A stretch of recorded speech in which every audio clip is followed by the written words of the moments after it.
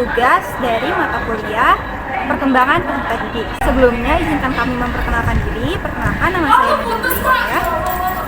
Saya Fitri Ainur. Saya Salma Sefadri. Saya Putri Zalabinia. Perkenalkan, nama saya Prawira Surya Saputra. Saya Dani Putra. Dan selamat menyaksikan. Pada bab 4 kali ini, yaitu dengan judul Permulaan Kehidupan Manusia atau Perkembangan Pranatal, saya akan menjadi pembicara pertama. Pada bab ini terdapat 6 bagian, dan saya akan memaparkan atau membacakan bagian pertama, yakni tahapan perkembangan janin dalam kandungan. Permulaan kehidupan manusia dapat ditinjau secara psikologis dan biologis. Secara psikologis, kehidupan manusia dimulai pada saat janin mulai bereaksi terhadap rangsang-rangsang dari luar. Reaksi terhadap rangsang dari luar telah dimulai sejak awal. Ditinjau secara biologis, kehidupan dimulai pada saat terjadinya konsepsi atau pembuahan. Proses terjadinya pembuahan memungkinkan terjadinya pembuahan semacam itu telah ditentukan secara ilmiah. Dan sekali dalam 28 hari, seringkali sekitar pertengahan siklus menstruasi. Sebuah telur dalam salah satu kandung telur menjadi masak dan bergerak pelan masuk ke dalam rahim. Perjalanan ini memakan waktu 3-7 hari. Periode pranatal berlangsung selama 280 hari atau kurang lebih 40 minggu yang dihitung dimulai dari sesudah hari pertama menstruasi akhir. Menurut Hartlock, 1993 mengatakan bahwa orang awam menghitung kehamilan selama 9 bulan kalender. Bertentangan dengan itu, para ilmuwan menggunakan bulan yang lamanya 28 hari atau lunar sebagai tolak ukur. Ini bertepatan dengan periode siklus menstruasi wanita. Menurut Mox dan lain-lain, pada 1998 membagi periode pranatal menjadi poin 1 fase germinal atau waktu 2 minggu pertama, 2 fase embrional yaitu waktu 6-8 minggu berikutnya, yang ketiga fase fetal yaitu mulai minggu ke-8 sampai saat dilahirkan.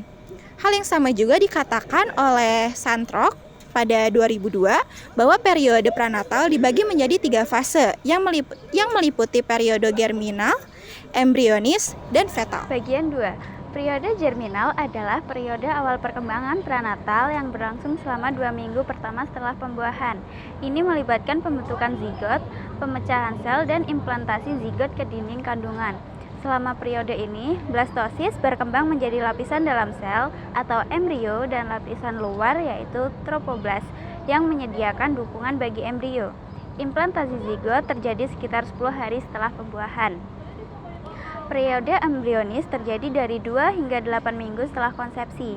Selama periode ini, embrio terbentuk dari 2 lapisan sel yang berkembang menjadi endoderm, ektoderm, dan mesoderm. Endoderm berkembang menjadi sistem pencernaan dan pernapasan. Ektoderm berkembang menjadi sistem syaraf, sensorik, dan kulit. Sedangkan mesoderm berkembang menjadi sistem peredaran, tulang otot, pembuangan, dan reproduksi. Bagian selanjutnya yakni sistem pendukungan kehidupan bagi embrio meliputi ari-ari, tali pusar, dan aminon. Ari-ari adalah sekelompok jaringan berbentuk piring yang menghubungkan darah ibu dan darah janin. Sementara tali pusar menghubungkan bayi dengan ari-ari dan memungkinkan transfer nutrisi dan zat lainnya antara ibu dan bayi. Aminion adalah keranjang yang berisi cairan bening tempat embrio berkembang, dan cairan ini penting untuk menyediakan lingkungan yang terkendali bagi janin serta melindungi janin dari guncangan. Lalu, perkembangan penting selama periode embrios ini meliputi perkembangan saluran syaraf, mata, jantung, sistem saluran kencing, serta tumbuhan kecup lengan dan kaki. Organogenesis yang berlangsung selama 2 bulan pertama perkembangan pranatal adalah proses pembentukan organ yang penting bagi janin. Yang keempat, ada periode fetal dimulai 2 bulan setelah pembuahan dan berlangsung hingga sekitar 7 bulan. Selama periode ini, janin mengalami pertumbuhan yang signifikan. 3 bulan setelah pembuahan, panjang janin sekitar 3 inci dan beratnya sekitar 1 on. Pada bulan keempat, panjang janin meningkat menjadi sekitar 5,5 inci dan beratnya sekitar 4 ons. Pada bulan kelima, panjang janin mencapai 10-12 inci dan beratnya sekitar 0,5 sampai 1 on. Dan pada bulan ke-6, panjang janin kira-kira 14 inci dan beratnya naik lagi sekitar 0,5 sampai 1 pon. Pada bulan ke-7, panjang bulan ke-8 dan ke-9, janin terus tumbuh lebih panjang dan beratnya naik lebih sekitar 4 ton. Pada saat lahir, rata-rata bayi Amerika memiliki berat sekitar 7 sampai 7,5 pon dan tinggi sekitar 20 inci. Dan selama periode ini, janin juga mengalami perkembangan penting seperti pembentukan struktur kulit, kuku, dan rambut, serta perkembangan sistem organ seperti jantung dan ginjal. Perkembangan dan pertumbuhan janin selama periode prenatal dapat dirinci dalam 3 tabel yang mencakup trimester pertama atau 3 bulan pertama hingga saat lahir. Perkembangan janin dalam kandungan membutuhkan perawatan yang kondusif untuk memastikan pertumbuhan dan perkembangannya yang normal.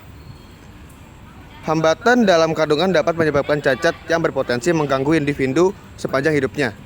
Beberapa faktor penyebab keabnormalan bayi yang dilahirkan dapat berasal dari dalam kandungan, seperti kekurangan nutrisi, infeksi, luka-luka, atau keracunan yang dapat menyebabkan keguguran.